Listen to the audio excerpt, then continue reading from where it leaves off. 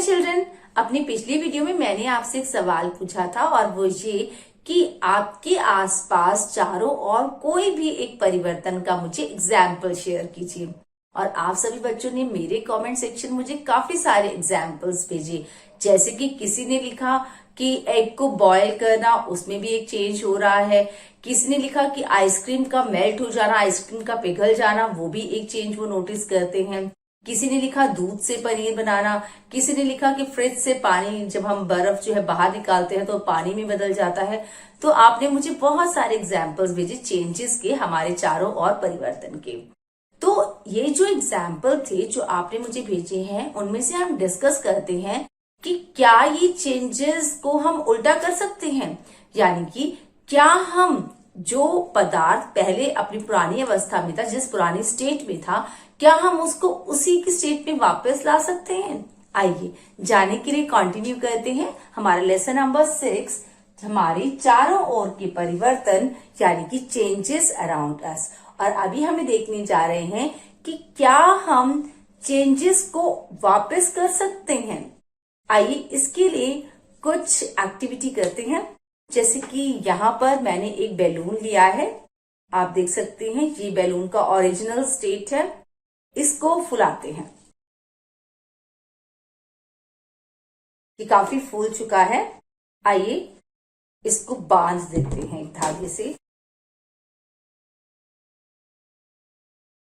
दूसरा, हम एक कलर्ड पेपर लिया है, यहाँ मैंने, आप कोई भी वेस्ट पेपर ले सकते हैं।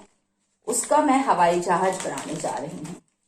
बनाते हैं ना, बहुत मजा आता है ना जब कोई टीचर नहीं होती। तो मुझे पता है आप अपनी क्लासरूम में अपने कागज निकाल के नोटबुक में से उसका हवाई जहाज बनाते हैं और उड़ाते हैं। ये देखिए मैंने भी बना डाला एक हवाई जहाज। इसको भी हम यहाँ पर लगाते हैं अपने बोर्ड पर। तीसरा, मैंने यहाँ पर आटे की लोई ली है क्योंकि इस तरह का हम एग्जाम्पल देखते हैं। इसको मैं थोड़ा सा चपटा कर रही हूँ, पूड़ी बनाने की कोशिश कर रही हूँ।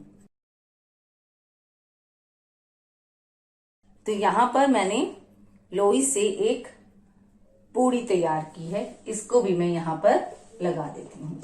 अब यहाँ हमने 3 एग्जाम्पल्स लिए हैं। एक बैलून को फुलाया है, एक पेपर का हवाई जहाज बनाने की कोशिश की है, और तीसरा हमने यहाँ पर एक आटे की लोई को पूड़ी की शेप दी है।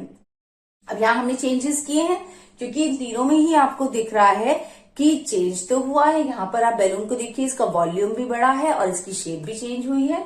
पेपर की भी शेप चेंज हुई है, पहले रेक्टेंगल था और अब ये एरोप्लेन की शेप का हो गया है। और जो आटा था पहले वो बॉल शेप का था, स्फेरिकल शेप का था, उसको हमने फ्लैटन करके एक पूरी का शेप दिया है। अब हमें ये देखना है कि क्या हम इन तीनों को वापस उसी आकार में ला सकते हैं जैसे ये पहले थे। आइए कोशिश करते हैं।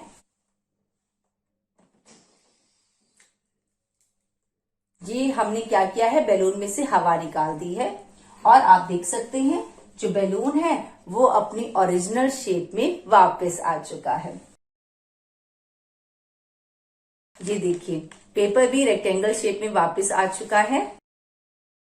इसकी भी हम दोबारा से देखिए बॉल बना दी ना मैंने। तो इसका मतलब ये 3 चेंजेस ऐसे थे जो अपनी पुरानी स्टेट में वापस आ सकते थे, पुरानी अवस्था में वापस आ सकते थे।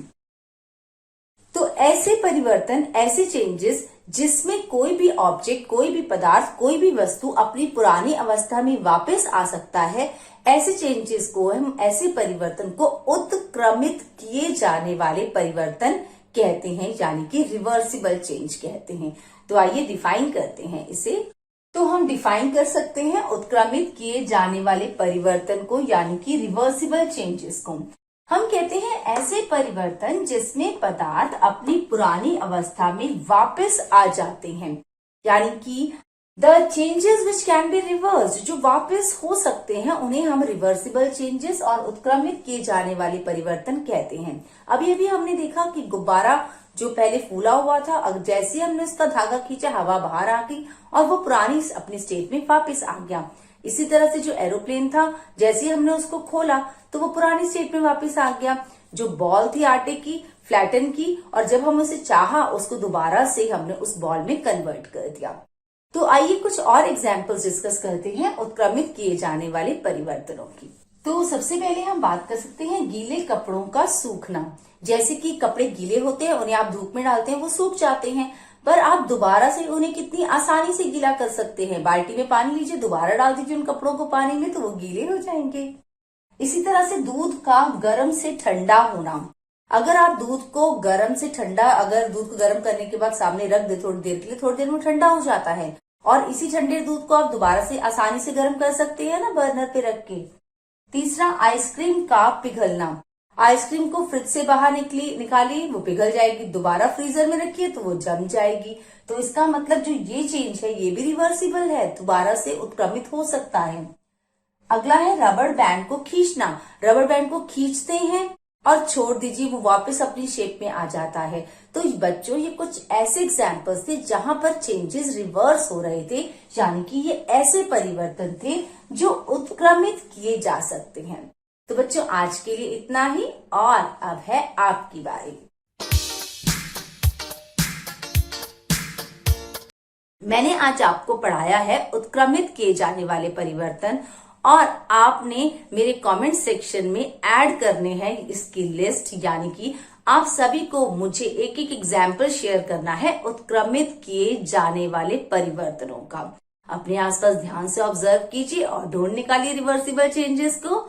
और अगर कुछ प्रॉब्लम आए तो आप हेल्प ले सकते हैं page number 47 and 48 from your book. Thank you. NTPC Faridabad and Chief Minister's Good Governance Associates Program with Star Teachers of Faridabad.